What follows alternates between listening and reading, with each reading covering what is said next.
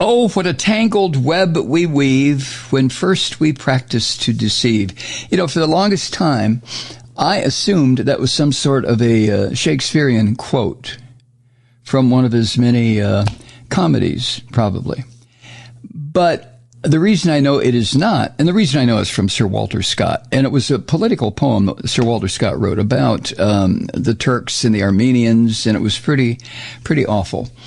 But the reason I know it is because I can remember referencing Shakespeare. I think it was in a high school English class when I used this quote.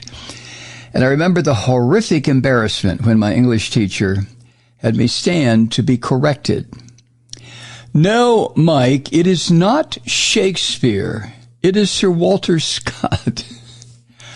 I felt like crawling under the door and into the hallway and across the street to my little rented room. But anyway, the reason I bring this up, this is a statement that Alex Murdaugh used in his testimony today. He volunteered.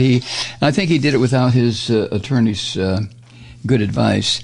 The man charged with killing his wife and one of his sons, and who is also a thief, a liar, a cheat, just a rotten son of a bitch, also extremely wealthy, extremely white, extremely Christian, and extremely male in one of the most extremely racist states in the Union, South Carolina.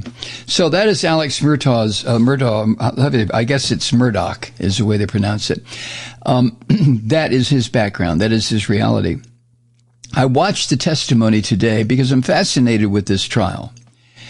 For a while, I thought it was going to be another O.J. Simpson trial where someone absolutely guilty of a double murder would walk free, which is exactly what happened with O.J. Simpson. Come on.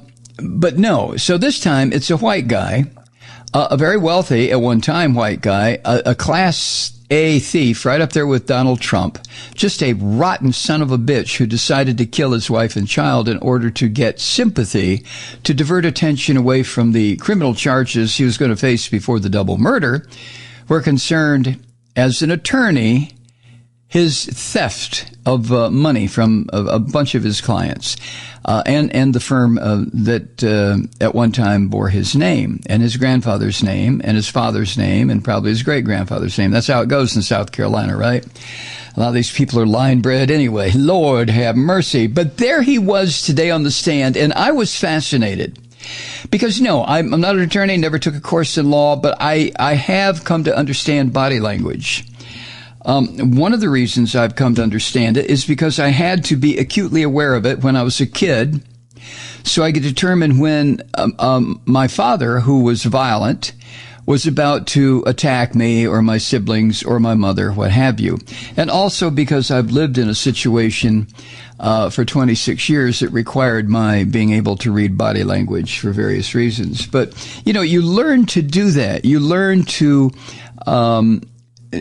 pick up on so-called tells, T-E-L-L-S, tells. When someone says, I'm not drunk, you can look at them and tell, if you've been paying attention, you can know right away that that's bullshit. Of course they are. But Murdaugh is no different. He was dripping tells on the witness stand today.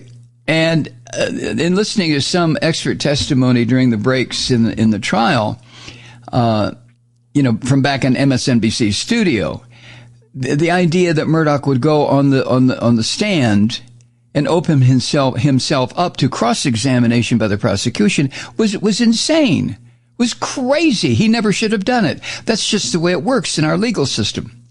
But Murdaugh never. But as one of the experts back in the MSNBC studio pointed out, that a white guy like Murdaugh, an arrogant bastard who comes from a very wealthy background, a very privileged background, a background where he's on the top of the food chain for most of his life, white men like that have a tendency to want to explain everything. Mansplaining. You've heard the term. But they're going to explain. They can explain everything away. All they need is a chance, and they will tell you all this extraneous bullshit, which will completely cloud over the issue at hand. And in that manner, they're explaining everything away. And if you watched any of this testimony today, you saw that in action. There was Alex Murdaugh going into minute detail about little side stories that had nothing to do with the question asked by his own defense attorney while he was on the stand. Talking about, well, I thought my wife, Maggie, well, she had a pair of old brown shoes she kept over in the closet. And I remember when we bought them brown shoes a long time ago, and it was right around the time that Bubba had gone to school, and we discovered that maybe brown shoes wasn't the thing to get. And I talked to Bunny and Buttercup, and they all said the same thing. And Gam didn't think that the brown shoes should have been bought. That kind of bullshit. And according to legal experts, that's almost a dead giveaway that the person coming up with all that bullshit is filling the room with that bullshit in order to cover up the truth that he cannot acknowledge. And then there's another thing that I have come to understand also about someone who's lying their ass off. And it's when their eyelids start to flutter almost uncontrollably. Blink, blink, blink, blink, blink, blink, blink, blink, blink, blink, blink, blink. They may be asked a question, say it's a Tuesday. Sir, is this a Tuesday? Yes, I think it's a Tuesday. No eye blinks. Sir, is this a Wednesday?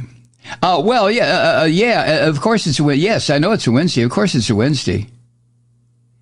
And the second example there, where the eyes are blinking like crazy, is because the guy's lying his ass off. So, as far as the prosecution cross-examining Alex Murdaugh, I'm recording it so I can check it out later and see just how far this crazy white man wanted to go before he is found guilty by a jury of his peers. It's just... Oh, and then also this morning, he admitted while he was on the stand, and his lawyer seems to be about as competent as Rudy the Bat. You know what I mean? But here he is, Alex Murdaugh, on the stand, charged with murder, admitting in court that he had lied to investigators. Yeah, I lied to him. I told him I wasn't there by the kennels, right after I killed my wife and kid, but I'm not going to say that in court. Hell. I lied then. I lied because, I'm an opioid addict in addition to being this and that and the other thing, which he is.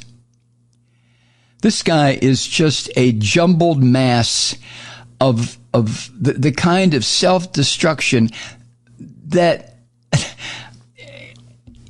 I don't know how to phrase it. Here's a white Southern male whose family has roots that go down to the center of the earth in South Carolina. If you go back far enough, I'm sure the family was found to be massive slave owners, massive plantations. Here this son of a bitch is, the top of the heap, good friends with all the politicians in South Carolina. Probably had a drink, a little bourbon and branch water there with graham cracker as often as they could get together.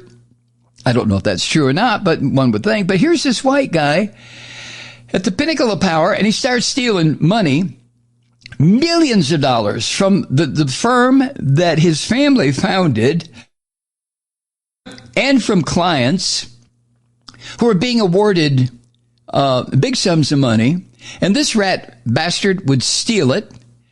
I mean, it's just insane. But this is what addiction, whether it is being addicted to your privileged position as a white Christian male from a wealthy, well-known family, that kind of addiction can produce all kinds of shit. Or if you're an addict to alcohol or drugs, or street drugs, or what have you. It's my understanding that poor old Alex Murdaugh was he was addicted to the same kind of poison that killed old Rush Limbaugh. So after denying for more than 20 months that he was at that dog kennel on his property where the killings occurred on the night of the murders, And he blamed paranoia from his addiction to those painkillers for his lies. And he said he'd been told by his law partners to avoid telling or talking to anyone. Yeah, horse shit. But he testified this morning, quote, "Once I lied, I continue to lie. Oh, what a tangled web we weave." Do you know the second part of that, you murderous son of a bitch? When first we practice to deceive. Huh? Well, like I say, I have no background in the law whatsoever. But I'm sure if you live long enough, you figure out ways to assess someone who is talking to you, someone who's standing there talking to you. Whether it is the expression of, well, my bullshit detector really went off ever since that guy started talking, well, which is a cute way of saying I knew right away that some bitch was lying. I don't comment too much on trials because, well, there aren't this many trials of the century. I mean, the O.J. Simpson case was one for the ages, for sure. When a goofy son of a bitch like O.J. Simpson gets off on double murder, but his attorneys, the Kardashians and the rest of those people that protected him and got a not guilty, well, it was jury invalidation or whatever you call it. I mean, the jury, I don't think there was a person on that jury who didn't understand fully that O.J. Simpson was a murderous son of a bitch. But the jury just decided, jury nullification is the term I'm looking for. The jury just decided, no, screw him. We're going to let him off. And I had a sick feeling that Murdaugh's attorneys were going to try that too. I had no idea that Murdaugh's attorneys would be stupid enough to allow this asshole to get up on the stand himself. And when Murdaugh took the stand, his attorney said to the court, Your Honor, Mr. Murdaugh wishes to testify. Notice how he said that. Mr. Murdaugh wishes to testify. He didn't say, Your Honor, I call my first witness, Alex Murdaugh. Didn't say that. He said it the other way, which gives the attorney a little bit of protection from other attorneys who probably saw this happening and wanted to say to Murdaugh's attorney, what the hell are you doing allowing this son of a bitch to get on the stand? The prosecution is going to shred him after he shreds himself. So there's something you can file away if you want to.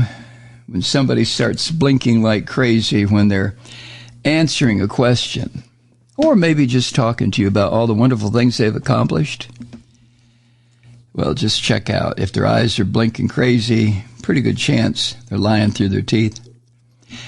And while he was talking today, that was the other thing that just really started to really get to me when he was talking about, well, you know, we got in Bubba's car and we drove over and Buttercup wasn't home, but Gam Gam was home and Littlin and you know, Mama was very sick, and then you know, Nugget wasn't home either, and Pawpaw, well, my Pawpaw, he died the next day, and Pumpkin Pudding wasn't around either, or Pop and oh my God, Sweet Pea wasn't.